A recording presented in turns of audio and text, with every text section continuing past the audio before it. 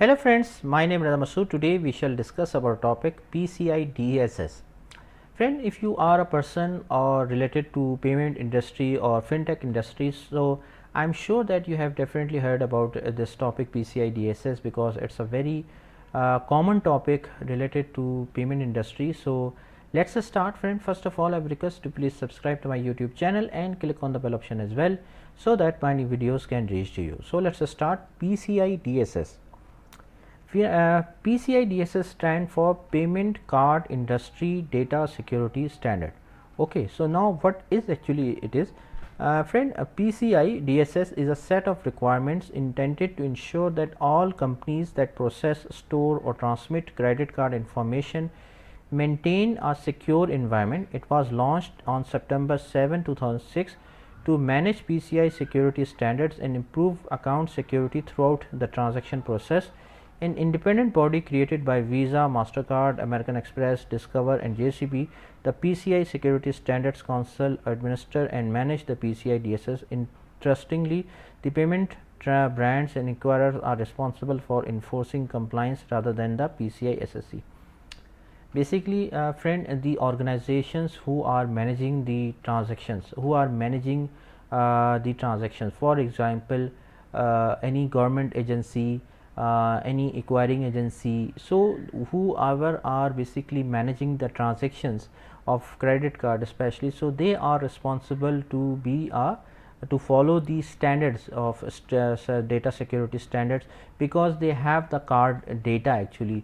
The transactions are going from there actually, so that is why they have to maintain some set of security standards which are defined by the PCI DSS. These standards are basically built by the organizations like Visa, MasterCard, American Express, Discover and JCB. These standards, this standard council, PCI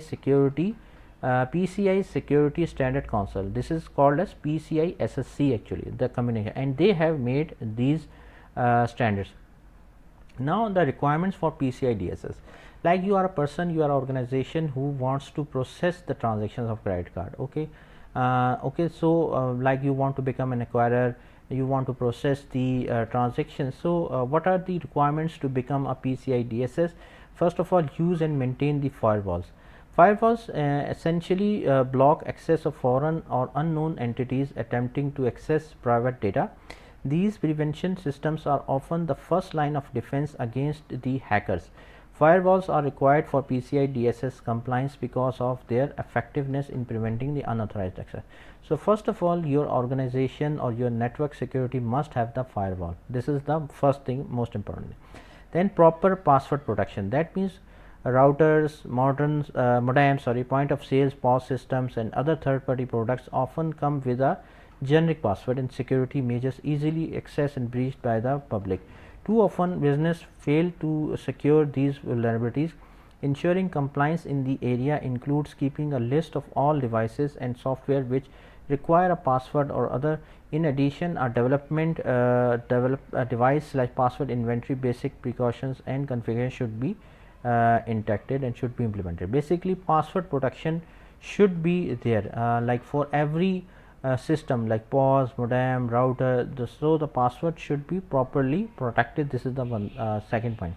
Protect card holder data. Card holder data, the customer data. If you have a card of Visa, MasterCard, so your card holder data should be protected. So that means like your personal information, your name, your address, other card holding data. So the third requirement of PCI DSS is a two-fold protection of card holder data.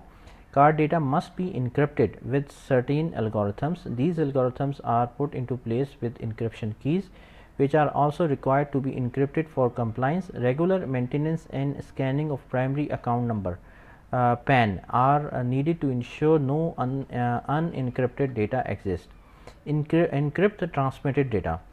Transmitted data means like as an acquirer you are sending the transaction from one system to another system, so this data or transmitted transaction data should be encrypted properly. Card holder data is sent across multiple ordinary channels, payment processors, home office, from local stores. This data must be encrypted whether it's sent to these known locations. Account numbers should also never be sent to locations that are unknown. So this is another very important requirement of PCI. Use and maintain the antivirus. This is also very important. Installing antivirus software is a good practice outside of PCI DSS compliance.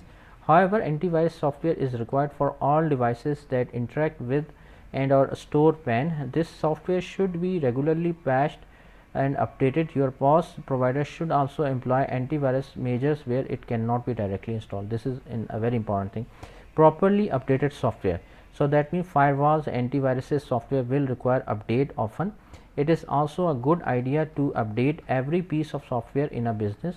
Most software products will include security measures such as patches to address recently discovered vulnerabilities in their updates.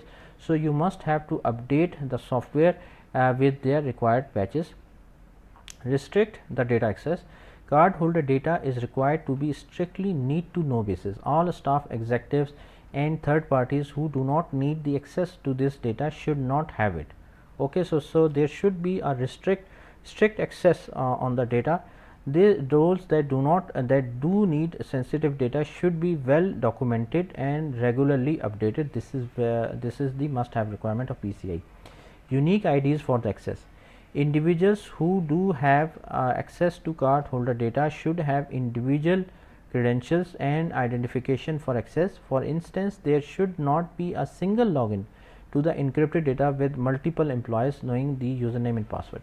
Friend, we all know that in many time it happens that, like for example, one ID is there and many users are using the same ID. So PCI says that this should not be happen. Like if there are 10 users, so every 10 user should have a different user ID. Restrict the physical access. Any cardholder data must be physically kept in a secure location. Both data that is physically written or typed and data that is digitally kept should be locked in a secure room, drawer or cabinet. Not only should access be limited, but anytime the sensitive data is accessed, it should be kept in a lock to remain the compliant. So like for example, if you have some sensitive data of card you have, so it should be separately placed in a separate room, locker or drawer, and no one except the authorized person can access that room. Create and maintain the access logs. All activity dealing with cardholder data and primary account number require a log entry. Perhaps the most common non-compliance issue is a lack of proper record keeping and documentation when it comes to accessing sensitive data. Compliance requires documenting how data flows into your organization and the number of time access is needed. Okay, so create and maintain the access logs. Like whoever is basically authorized person is accessing the data, but there should be maintenance of log is required. Scan and test for vulnerabilities. All of the previous compliance standards involve several software products, physical locations and likely a few employees. There are many things that can malfunction, go out of state or suffer from human error. These threats can be limited by fulfilling the PCI DSS requirement for regular scans and vulnerability.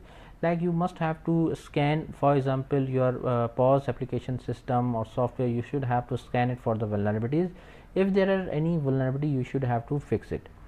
Document policies. Inventory of equipment, software, employees that have access will need to be documented for compliance. The logs of accessing cardholder data will also require documentation. So if there is there are lots of policies are there, so you should have to properly maintain or document the policies, that what are the policies to access the data, what are the policies to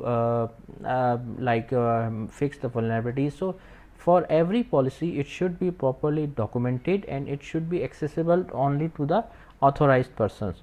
So friend, thanks a lot for watching the video. I hope you like this video. If you like it, please share it with your friends and colleagues, and thanks a lot for watching the video. Thank you friends.